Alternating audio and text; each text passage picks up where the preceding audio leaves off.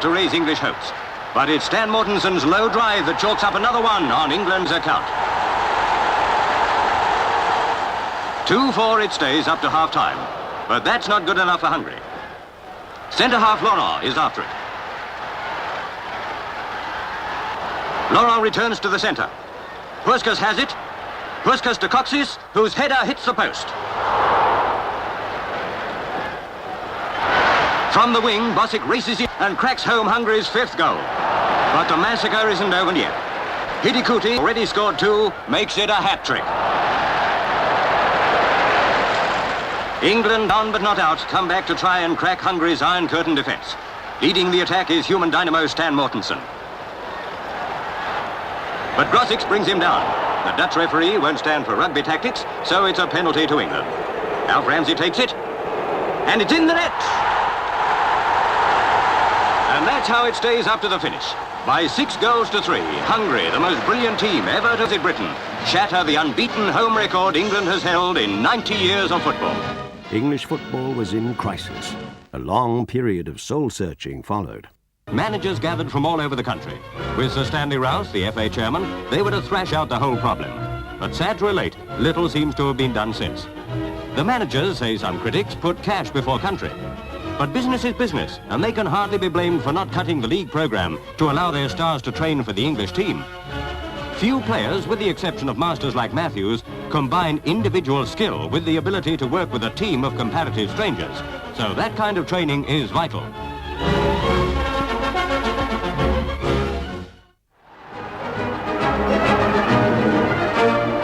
Finney to Brodis, who crashes it in for England's first goal. On the right wing, the embarrassment of riches that was Matthews and Finney had created a problem for some years. The pub experts argued that Finney was a better goal scorer, but Matthews, others argued, was a better crosser of the ball. But Matthews can't head it, was the rejoinder. But why does he need to? When he's out on the wing, came the reply. The argument was settled when Finney moved to the other side of the pitch, as he was more comfortable on the left than Matthews. They were both accommodated.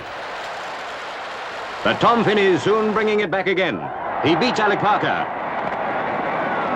He centres, and Bobby Charlton runs in for a magnificent goal.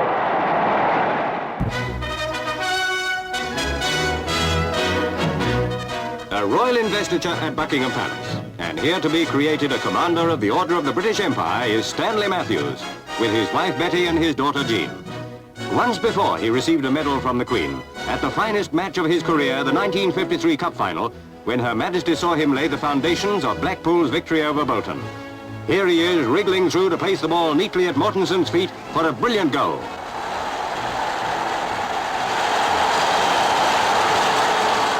And here, the greatest right-winger football has ever seen makes the pass which won the cup for Blackpool. The maestro of soccer is still unbeaten, at an age when most professional footballers have retired for years. And though this may have been his finest moment when he won his only Wembley medal, it was but the highlight of a brilliant career. Few would deny that Stanley Matthews is the best-loved sportsman of our time. And this royal honour endorses the public esteem which has long been his. A proud spectator is Stanley Matthews Jr., and we all join him in congratulating a great footballer and a fine man.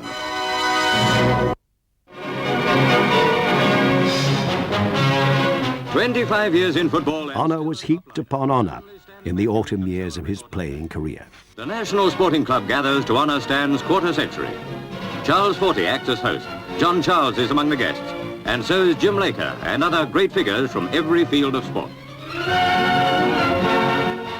Stanley Matthews was now officially a national treasure, and yet retirement seemed the furthest thing from his mind, especially since in 1956 he'd been named the European Footballer of the Year. Tommy Trinder voices what everyone is thinking. May I say, it's been one of my greatest privileges to see you as a footballer, to meet you as a man, and tonight, in front of millions of people, be here to say thank you for everything you've done for football and sportsmanship. God bless you. Hear, hear. The National Sporting Club has a present for the grand old man of soccer, a magnificent cocktail cabinet, which Charles Forty opens for Stanley's inspection. And as for being the grand old man of soccer, Stanley has a few words to say about that himself. My lords and gentlemen, I feel somehow I'm going to lose my reputation tonight. You've heard Tommy Trinder. He's a comedian.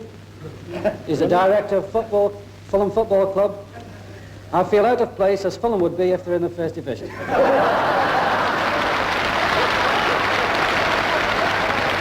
You know, sometimes I'm called the old man of soccer. I am a little thin on top, but really I'm not that old. I'd like to thank you for the wonderful present you have presented me. My lords and gentlemen, I thank you. His fame had stretched beyond the narrow boundaries of England. He was an acknowledged legend wherever the game was played and spent a long time coaching the up-and-coming football nations. In case you hadn't noticed, it's not Blackpool he's playing for this time. The scene is Accra Stadium, and his teammates are the Hearts of Oak, Ghana's leading side, with whom the maestro is making an exhibition tour of the new West African state. Stanley meets the Prime Minister, Dr. Kwame Nkrumah, and presents his team. No question of Stanley being a fish out of water, for these young men of Ghana are very promising footballers. Stan himself is in fine form. Over the bar, but never mind, in a few minutes Stanley's back again, as slippery as ever.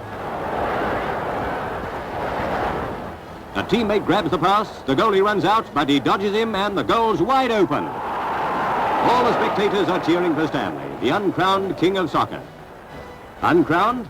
The Hearts of Oak soon put that right, with a proper coronation on a chief's throne of carved mahogany, with an ivory scepter of office, which he can take home with him to prove it all really happened.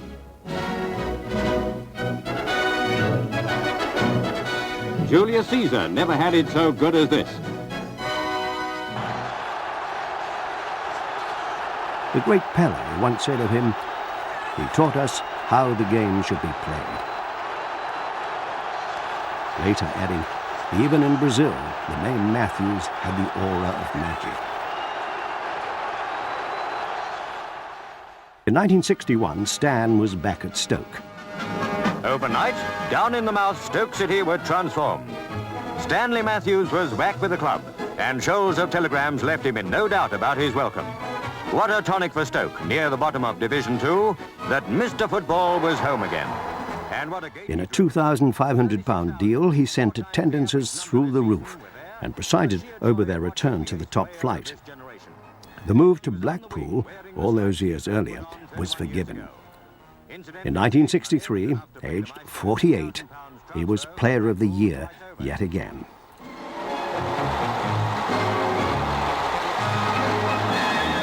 Those familiar moves initiated from the right were sure to pay off when the game settled down. 46-year-old Stan was soon giving the Huddersfield defence the biggest run around they've had this year. There wasn't a shadow of the old gloom left on Stoke City ground.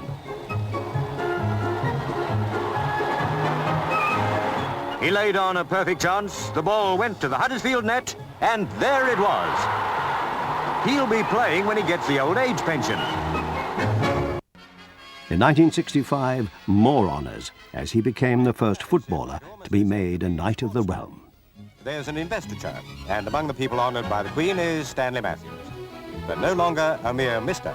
He's Sir Stanley, first professional footballer to be made a Knight. And if this is his last season, all First Division left-backs are overjoyed. Wonder how many autographs he's signed since he began his astonishing career. Congratulations to a jolly good fellow, say all of us. And here with him, That year finally did see his retirement from the game at an incredible 50 years old. On the same day, he went to Stoke Football Ground to give the crowd their last look at those twinkling feet. At this club, he began as a professional in 1932. He was preparing now to play in the Matthews 11 versus World Stars, who came from 7 countries to pay the kind of tribute he appreciated. Quite on the bench beside Di Stefano from Spain.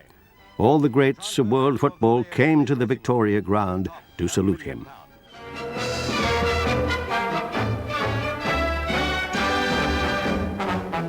Puskas, also from Spain. Di Stefano again.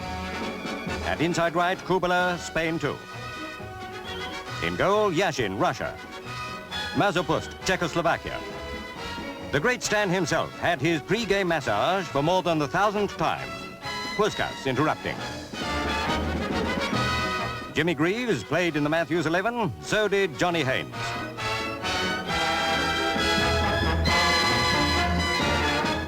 The fullbacks Cohen and Thompson with Flowers and Douglas.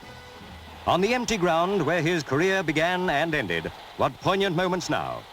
He remembers those Wembley cheers in the historic final, the Matthews final 12 years ago. For years afterwards, he complained that he'd given up too early.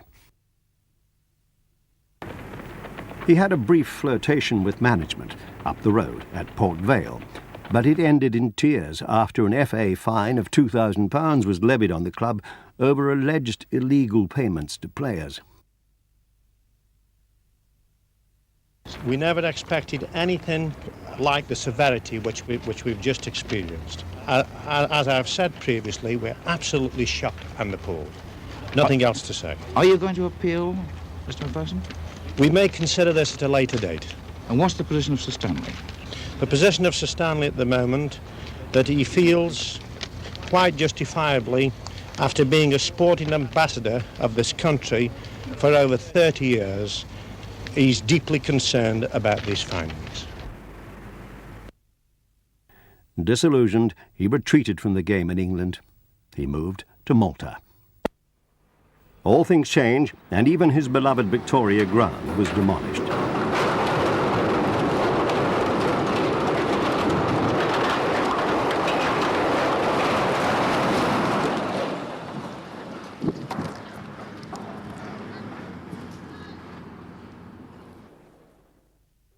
But he was there as guest of honour when Stoke opened their new ground, the Britannia Stadium. He'd always led a strict and disciplined life. A teetotaler, he was years ahead of his time when it came to fitness, especially in his adherence to a strict dietary regime. Not for him the pie and a pint culture that had ruled British football. But even he couldn't go on forever. 1996 saw the first evidence of his failing health. The former England soccer star, Sir Stanley Matthews, has been admitted to hospital in Stoke-on-Trent suffering from chest pains. He's said to be in a comfortable condition. After the death of his second wife, Mila, he went into a severe decline. With his immaculate timing still intact, he soared in the new millennium and died on the eve of an England international at Wembley on February 23rd in the year 2000. He was 85.